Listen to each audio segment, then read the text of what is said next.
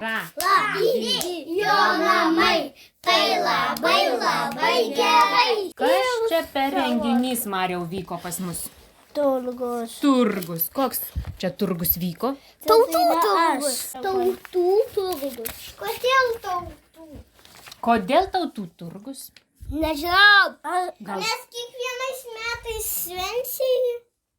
Nes kiekvienais metais vyksta. nu, Lukne, kaip tu Kai manai? kam nebereikėjo žaislų ir galėjo atiduoti darželį ir kažkas galėjo pasiimti. Aha, labai gerai. Tai ir tu atnešiai ką nors?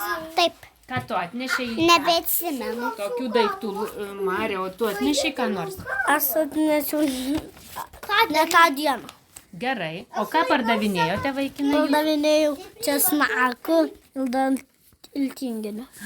Ir tinginio, ir tokių skanių dalykų visokių atsinešėt. Aš jau viskas. Česnakų. Ką prieš tai jūs darėte, Lukne? Iš... Ėjom į tikrą turgų ir mums davė duonos, gėlių ir medaus. Tikrai? Ką Luknė pardavinėjo turguje? Blynus. Ir ten daug pardavinėjo Kokosus.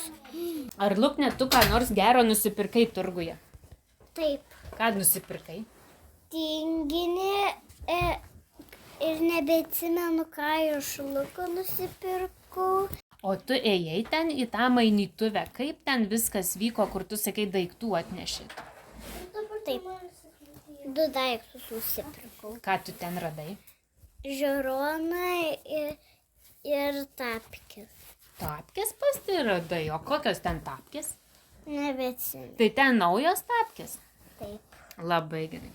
Tai čia irgi turgus, kai vieni atneša, o kiti pasiima. Ne. O kas čia? Tiesiog atiduoda tuos daiktus, kurių nebereikia. O kodėl tada pasiima?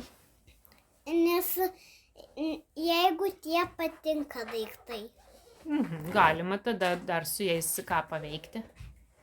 pažaisti. Tai ką tu pasiėmei pažaisti? Žiūronus ir tapkyti. Ai, tai su žiūronais jau žaidai truputį? Taip. Labai gerai. Ačiū Jums už laidą.